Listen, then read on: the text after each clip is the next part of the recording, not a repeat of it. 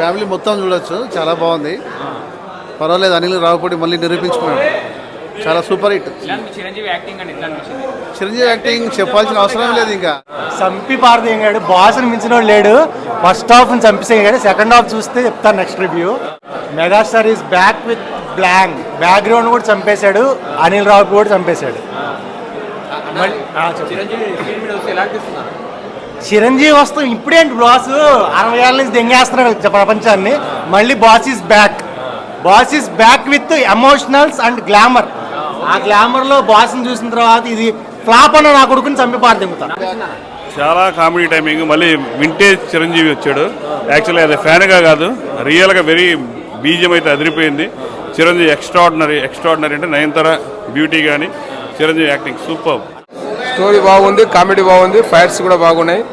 ఈ 70 yearsలో అంటే చాలా గ్రేట్. బాగున్నాయి, చాలా బాగున్నాయి. స్టోరీ కామెడీ ఉంది, పిల్లలకైతే ఇంకా బాగుంటుంది, బాగుంటుంది. వర్తే అన్న, మేము పెట్టిన పైసలకైతే వర్తే. First half very nice. Family audience కు ఫోకస్ చేశారు.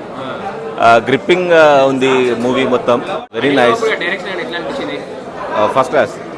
ఇది తను మంచి పల్స్ పట్టుకున్నాడు. సో సేమ్ సంక్రాంతికి వస్తున్నాం ఎలా ఉందో దీంట్లో కూడా కామెడీ కంటిన్యూ చేశాడు. ఈ డిడ్ వెరీ గుడ్ జాబ్. చాలా బాగుంది, గ్రిప్పింగ్ ఉంది అండ్ ఎంగేజ్ చేశాడు వచ్చిన ఆడియన్స్ని. సాంగ్స్ కూడా చాలా బాగున్నాయి. వింటేజ్ చిరంజీవి చాలా బాగున్నాయి. చాలా బాగుంది సినిమా, నేను ఊహించిన దానికంటే చాలా బాగుంది. అన్నీ బాగున్నాయి, అన్నీ సూపర్ ఉన్నాయి. అసలు డైరెక్షన్ నేను ఊహించిన దానికంటే బాగుంది. మామూలుగా ప్రీవియస్ సినిమాకు ఆ లెక్కలే ఉంటుంది అనుకున్నా, కానీ అంతకంటే మించి ఎక్స్పెక్ట్ చేయకంటే కొంచెం బాగుంది. మొత్తం కామెడీ కదా, మొత్తం కామెడీ ఉంది. చాలా బాగుంది సినిమా, చాలా హైలైట్ ఉంది. ఒక డ్యాన్స్ ఒకటి కొద్దిగా అది ఉంది, కానీ అంతా బాగుంది, చాలా బాగుంది.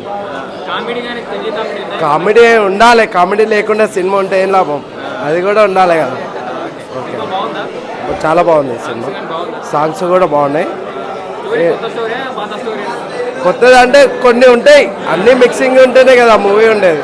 ఇంట్లో ఇంత అన్ని ఉంటాయి.